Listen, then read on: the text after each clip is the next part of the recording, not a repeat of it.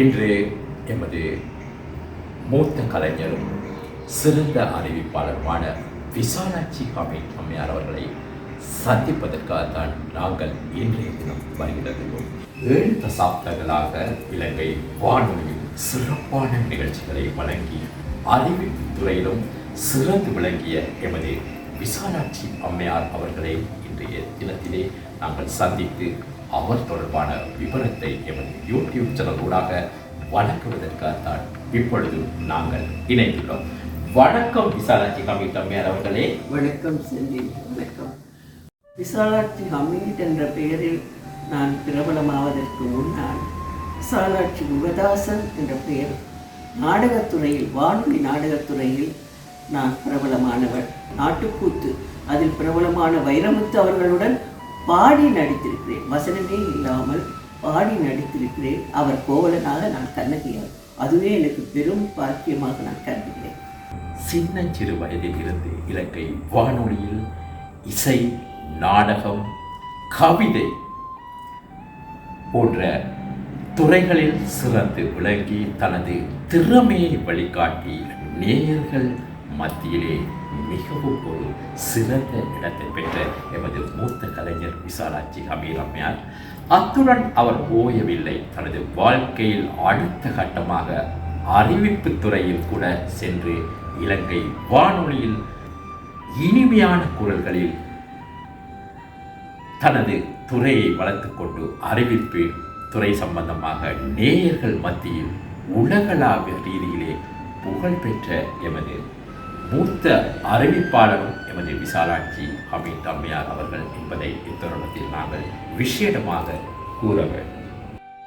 அறிவிப்பாளருக்கு வருவதற்கு எனக்கு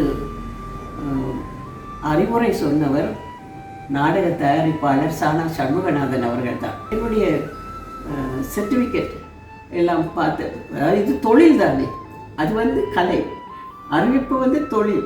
இப்போ என்னுடைய பிறப்பு, நான் என்னுடைய தகுதி, கல்வித்தராதரம் என்ன, இதெல்லாம் நான் காட்ட வேண்டும்.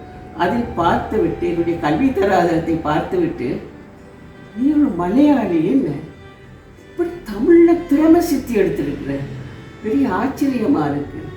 அப்போ நான் சொன்னேன், நான் பிறந்தது தான் கேரளத்திலேயே, ஆனால் எனது வளர்த்த தாய் தமிழ் தாய் தான். கலாநிதி KS நடராஜா, அவரை மறக்கவே முடியாது.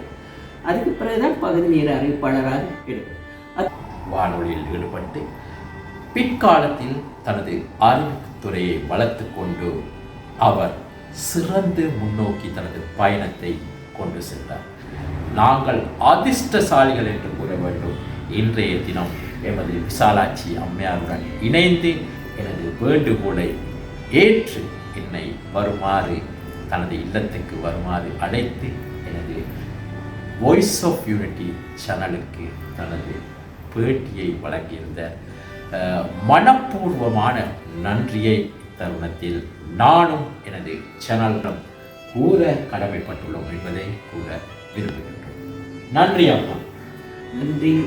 என்னை பேட்டி எடுத்ததுக்கு, அதோடு உங்களோட வாய்ஸ் ஆஃப் யூனிட்டி என்ற பெயர் தெரிவு செய்திருக்கிறீர்களே, அதற்கு ஒரு பாராட்டு. ஏன் சொல்லுங்கள், இப்போது இன்றைய தலைமுறை, இன்றைய நாட்டில் ஒற்றுமை என்றது இல்லை.